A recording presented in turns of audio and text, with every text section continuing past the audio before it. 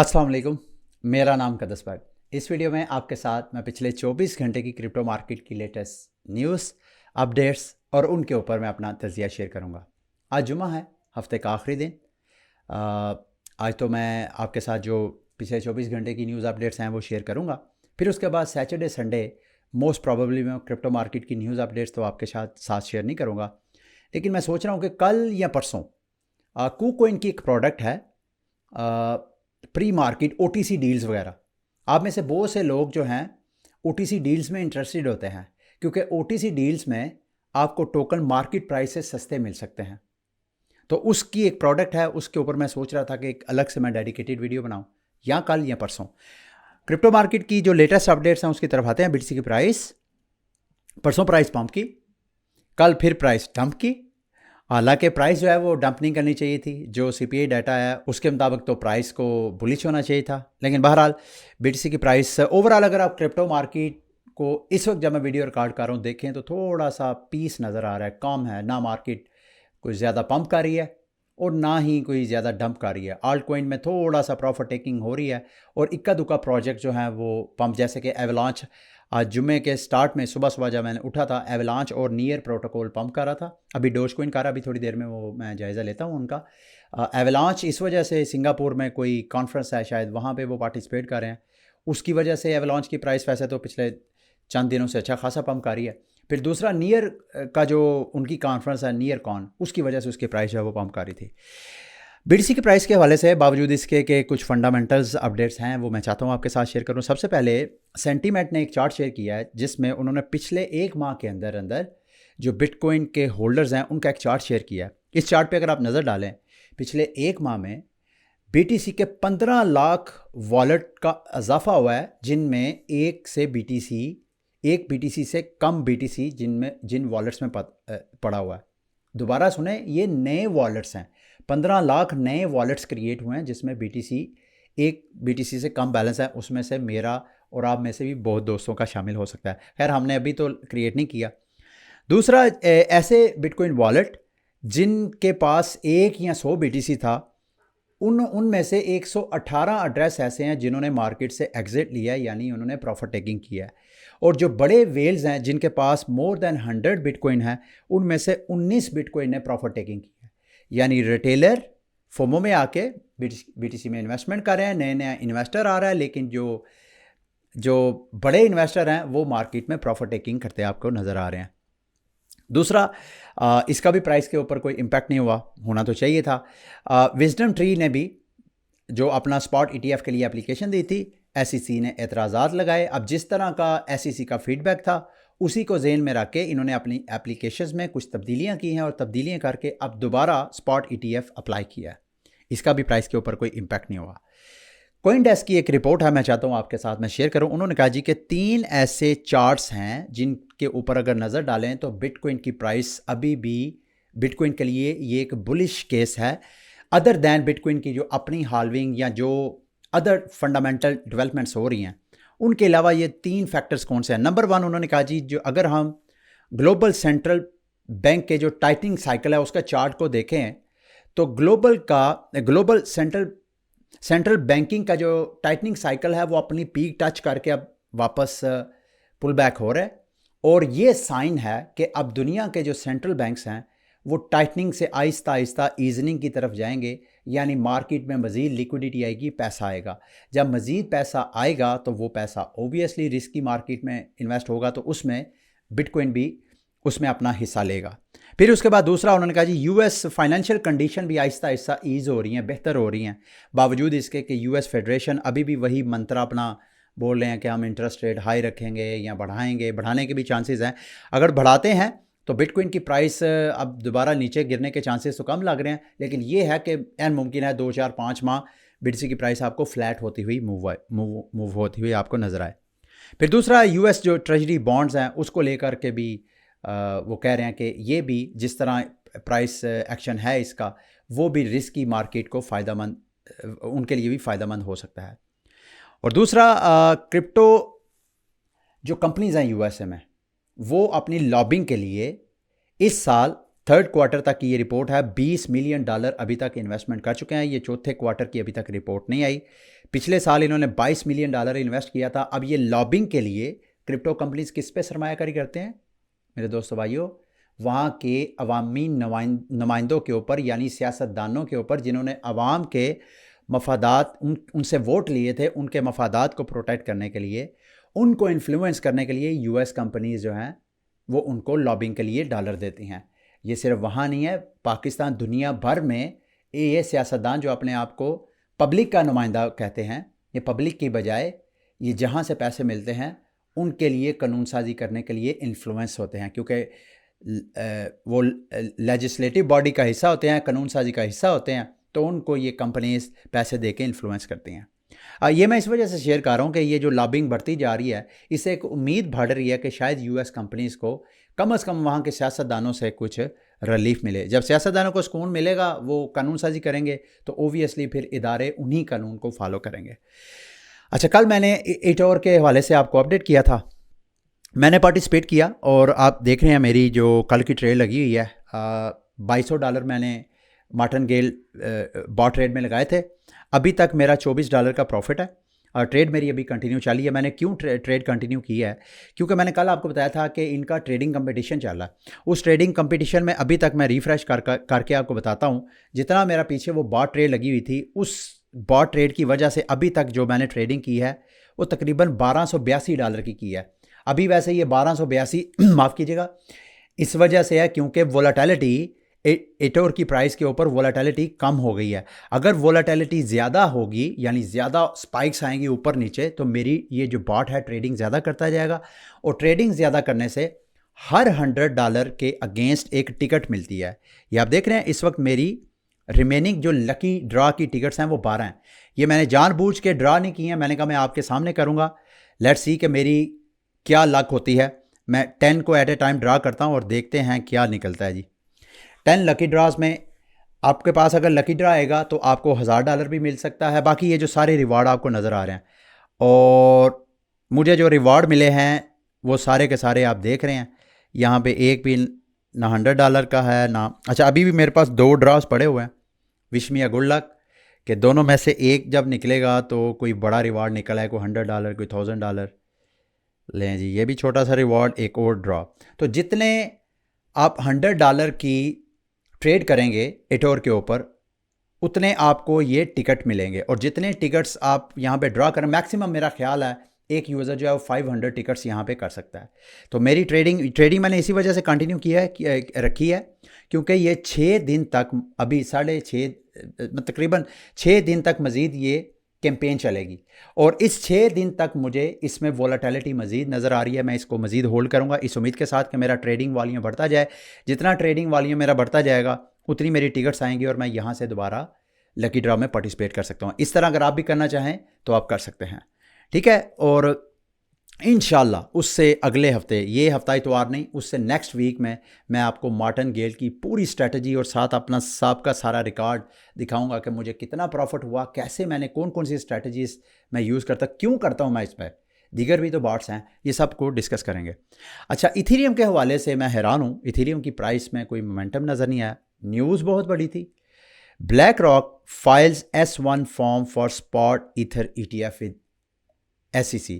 पिछले वीक जब सिर्फ उन्होंने ट्रस्ट कायम करने के हवाले से न्यूज़ थी, तो उस वजह से इथीरियम की प्राइस अच्छा खासा पम्प की थी। अब बाकायदा SEC में स्पॉट ETF के लिए अप्लाई कर दिया, लेकिन मार्केट में इथीरियम की प्राइस में कोई पम्प, कोई हाइप नज़र नहीं आ रही। अच्छा, इसके अलावा जो ETF को फॉलो करने वाले जर्नलिस्ट हैं ब्लूमबर्ग के खसूसन, जिसमें एरिक है, फिर जेम्स है, इन दोनों ने भी साथ साथ, आई डोंट नो इनके क्या कोई वेस्टेड इंटरेस्ट है, क्या इनका कोई मफाद है, या वैसे फॉर जनरल पब्लिक इंटरेस्ट इन्होंने ये स्टेटमेंट दिया है। दोनों की ओपिनियन में ether is a commodity just like bitcoin, क्योंकि अमेरिका की सिक्योरिटी एंड एक्सचेंज कमीशन की नज़र में खसूसन जो गैरी गैंसलर है वो पब्लिकली कई बार आके कह चुके हैं कि बिटकॉइन के अलावा सारी क्रिप्टो मार्केट वो सिक्योरिटीज़ हैं। इनका मानना यह है जी, इथीरियम इज़ अ कमोडिटी, लेकिन SEC जो है वो पब्लिकली कभी भी इसका एतराफ़ नहीं करेगा, और SEC को, and how the SEC has and will continue to act as it is commodity, लेकिन वो ऐसे कहेंगे नहीं। यानी SEC को पता है कि इथेरियम, इनके बकौल मैं कह रहा हूँ कि इथीरियम जो है कमोडिटी है, लेकिन वो पब्लिकली ऐसा कहेंगे नहीं। और इन दोनों जर्नलिस्ट का मानना यह है कि इथीरियम को भी आपको बिटकॉइन की तरह ट्रेड करना चाहिए। अगर हम इथीरियम की बात करें चार्ट पे जाके माफ़ कीजिएगा, इथीरियम की प्राइस कंपैरेटिवली बिटकॉइन के कंपैरेटिवली अच्छा परफॉर्म नहीं कर रही है। मैं उम्मीद करता हूँ करे, क्योंकि ये अभी दोबारा इथीरियम की प्राइस ने, ये वीकली चार्ट के ऊपर हूँ, इथीरियम ने अपना ये जो स्ट्रॉन्ग रेजिस्टेंस है $2140 की प्राइस, उसको फिर एक बार टच किया और उसके ऊपर नहीं गई। मेरा मानना यह है कि जब तक ये प्राइस रेंज ब्रेक नहीं होती है तो इथीरियम की प्राइस पे बुलिश, हम एक तरह का बुलिश सिग्नल नहीं है जब तक ये प्राइस ब्रेक नहीं होती। और ओबियसली जिस तरह की डेवलपमेंट हो रही है, मज़ीद हम उम्मीद कर सकते हैं कि इथीरियम की प्राइस यहाँ से ऊपर जा सकती है। एक चीज़ मैं आगे अपना एक एक्सपीरियंस आपके साथ NFT मार्केट के हवाले से शेयर करना चाहता हूँ। मैंने कुछ इथीरियम इन्वेस्ट किए थे, आपके साथ शेयर किया था, उसमें रग पुल हुआ है, वो वीडियो के लास्ट में जाके आपके साथ शेयर करूँगा। क्रिप्टो मार्केट की जो रैंडम न्यूज़ अपडेट्स हैं उसकी तरफ आते हैं। डोज कोइन की प्राइस पंप की है, अभी जब मैं वीडियो रिकॉर्ड कर रहा हूँ, गो के 3% 4% आपको शो हो रही है। 7 सेंट से लेके आलमोस्ट 0.87 सेंट तक ये ट्रेड हो रही है। उसके पीछे ये खबर को आप रिलेट कर सकते हैं, a physical Dogecoin could reach to the moon. Dogecoin की वैसे प्राइस तो पता नहीं टू द मून होगी या नहीं, लेकिन अब डोज कोइन की फाउंडेशन ने अनाउंसमेंट की है कि इन्होंने सन 2015 में मेरा ख्याल है कुछ फंड्स वगैरह कलेक्ट किए थे अपनी कम्युनिटी से कि वो डोज कोइन का फिजिकल कोई कॉइन बना के वो मून पे भेजेंगे। और साथ साथ मेरा ख्याल है बिटकॉइन का भी जाना है वहाँ पे, बिटकॉइन का साथ जेनेसिस ब्लॉक को इस तरह करके उन्होंने भेजना है। अच्छा, इसमें न्यूज़ के साथ मैं आपके साथ ये फिज़िकल ये भेज रहे हैं। अब कुछ लोग ये जो फिज़िकल कॉइन्स वगैरह होते हैं उसको जेन्युइन कॉइन समझते हैं। देखें, ये जो क्रिप्टो करेंसीज होती हैं इनका फिज़िकल कोई वजूद नहीं होता। इवन ये जो आपको बिटकॉइन का लोगो नज़र आता है, जो डोज कोइन का लोगो या किसी भी क्रिप्टो करेंसी का लोगो नज़र आता है, ये सिर्फ किसी ना किसी की इख्तरा है। जैसे बिटकॉइन का लोगो है वो सतोशी नाकामोटो ने नहीं बनाया। सतोशी नाकामोटो ने बिटकॉइन का वाइट पेपर लिखा था, कम्युनिटी के साथ शेयर किया था, वहाँ पे कम्युनिटी में से किसी ने बना के लोगो वहाँ पे शेयर कर दिया और सारी कम्युनिटी ने कहा हाँ बिटकॉइन का ये लोगो बेस्ट है, तो ये लोगो बन गया। तो एक्चुअली ये लोगो जो है इसका क्रिप्टो करेंसी के साथ कोई ताल्लुक नहीं होता। सिर्फ कम्युनिटी उसको, उस लोगो को देख के उसको समझती है कि यार ये वो फलां क्रिप्टो करेंसी का लोगो है या फलां क्रिप्टो करेंसी है, ये एज अ रेफरेंस है। तो इसका फिजिकल कोई वजूद नहीं है। ये कॉइन ऊपर जाएगा तो डोज कॉइन ऊपर नहीं जा रहा। वैसे वो डोज कॉइन का एक फिजिकल कॉइन बना के वो ऊपर भेज देंगे, उसका dose coin actual crypto currency के साथ कोई ताल्लुक नहीं है, बेशक डोज है, बिटकॉइन है या कोई भी क्रिप्टो करेंसी है। फाइनली पोल्का डॉट के हवाले से भी खबर आई है, उनका जो डेड इकोसिस्टम है उसमें शायद जान आ जाए। वो कि पिछले दिनों इन्होंने जब अपने एम्प्लॉयज़ वगैरह फ़ारग करवाए हैं, उनमें से कई एम्प्लॉयज़ जो हैं सोशल मीडिया पे आके अच्छा खासा पैनिक क्रिएट कर रहे हैं कि पोल्का डॉट जो है वो एक डेड प्रोजेक्ट है, ये गॉन है। लेकिन अभी ये जो डेवलपमेंट हुई है, शायद पोल्का डॉट के इन्वेस्टर को इसमें कोई रिलीफ मिले। इनके पोल्का डॉट के पीछे जो Web3 फाउंडेशन है, उन्होंने अनाउंसमेंट की है कि वो अपने इकोसिस्टम को स्ट्रॉन्ग करने के लिए, ग्रो करने के लिए $20 मिलियन और साथ 5 मिलियन पोल्का डॉट का जो डॉट टोकन है वो इनोवेटिव टीम्स को देंगे, जो कि पोल्का डॉट के इकोसिस्टम के ऊपर डैप्स वगैरह लॉन्च करेंगे, प्रोटोकॉल्स लॉन्च करेंगे, टोकन्स वगैरह लॉन्च करेंगे। तो फाइनली शायद इसकी वजह से जो डेवलपर्स हैं उनकी अटेंशन, उनका फोकस पोल्का डॉट की तरफ और साथ पोल्का डॉट की पैराचेन की ऑक्शनिंग भी स्टार्ट हो रही है। मेरा ख्याल है आज या कल के अंदर अंदर वो भी स्टार्ट हो। इस हवाले से अगले वीक में मज़ीद अपडेट्स आएंगी तो मैं आपके साथ शेयर करूँगा। अच्छा, कुछ क्रिप्टो करेंसीज की लिस्टिंग हुई है एक्सचेंजेस के ऊपर, उस वजह से उनकी प्राइसेस जो है वो पंप किया है। एक तो बाइनांस फ्यूचर्स ने कैस्पा का जो टोकन है कास, उसको फ्यूचर में लिस्टिंग किया और उस वजह से कैश की प्राइस है वो भी पंप किया है।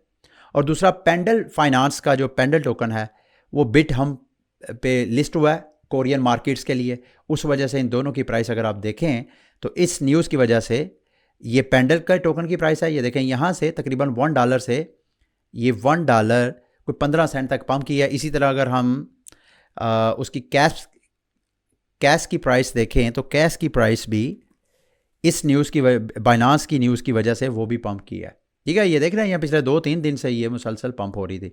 कहाँ 8 सेंट से ये प्राइस बढ़ के कोई ऑलमोस्ट 14-15 सेंट तक ये प्राइस जो है वो पंप किया है। सुशी स्वाप के हवाले से अपडेट है। सुशी स्वाप पिछले चंद दिनों से न्यूज़ में है। सुशी स्वाप ने जो जीटा चेन जैसे थोर चेन है, थोर चेन पे आप बिटकॉइन वगैरह स्वाप कर सकते हैं, मल्टी चेन एक तरह का एक्सचेंज। इसी तरह जीटा चेन के साथ सुशी स्वाप ने दोनों ने पार्टनरशिप की है। इससे क्या होगा कि बिटकॉइन और बिटकॉइन के ऊपर जो डीफाई इकोसिस्टम है बिटकॉइन का, वो सारे सुशी स्वाप के ऊपर आप स्वाप कर सकेंगे। ये मेरा ख्याल है सुशी स्वाप के लिए और जीटा कॉइन दोनों के इन्वेस्टर के लिए गुड न्यूज़ है। आने वाले दिनों में उन दोनों के टोकन की प्राइस पंप हो सकती है।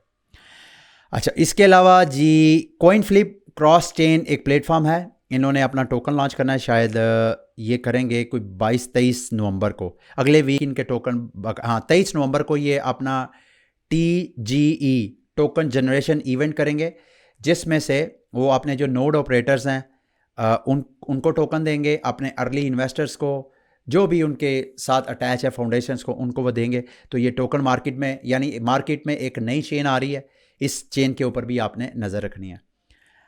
अच्छा जी, इसके अलावा मैं सोच रहा था कि 20 नवंबर को जो ब्लर की वो जो एयर ड्रॉप होनी है, उसके बाद NFT मार्केट फिर दोबारा क्रैश कर सकती है।